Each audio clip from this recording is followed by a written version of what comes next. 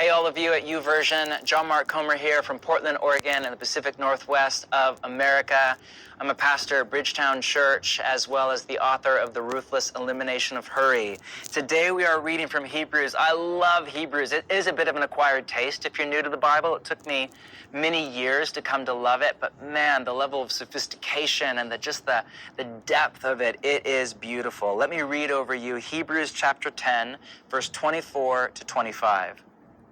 And let us consider how we may spur one another on toward love and good deeds, not giving up meeting together as some are in the habit of doing, but encouraging one another, and all the more as you see the day of Jesus' return approaching. Love that. Notice the pronoun we and our, not yours or mine. All of the pronouns are plural, not singular, meaning it's about us, the people of God, not about me, John Mark, or whatever your name is. The most difficult thing about the last season of a global pandemic and all that comes with it, for me, has been the social isolation.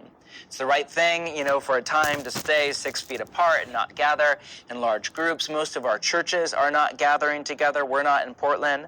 But it's hard on the soul because our soul is hardwired for relationship. We're created in the image of God, and God, in Jesus' mind, in his teaching, is a Trinitarian community of self-giving, generous, joyful love. God, theologians argue, is a relationship. Why? Because God is love. He's not loving. He is love. That's God's essence. He is the definition.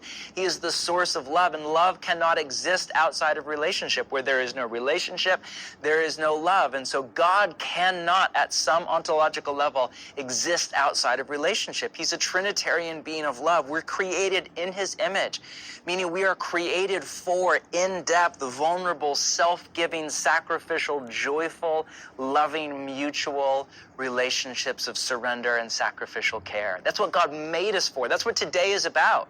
Today is about becoming a person of love. Life is a school of love.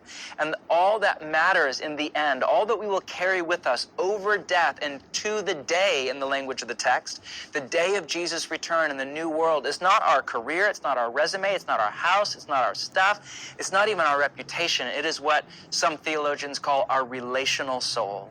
The person that we have become through apprenticeship to Jesus and the relationships that we have given our time to.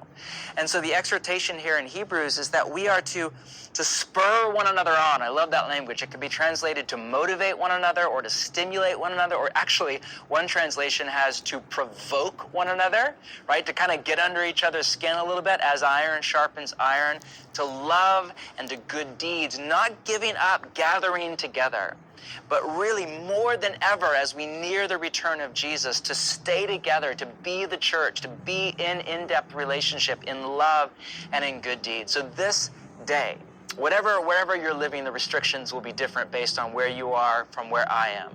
But whatever you can do today, may you make movement toward relationship, toward vulnerability and self-sacrificial love. I know it's hard. It's been said that we receive our deepest wounds in relationship and at the same time our greatest healing in relationship. You were made for it. Who can you call today? Who can you take a walk with? Who can you share a meal with if that's appropriate? Who can you spur on today and spur you on back in a mutual relationship to love and good deeds? So much more as we see the day approaching.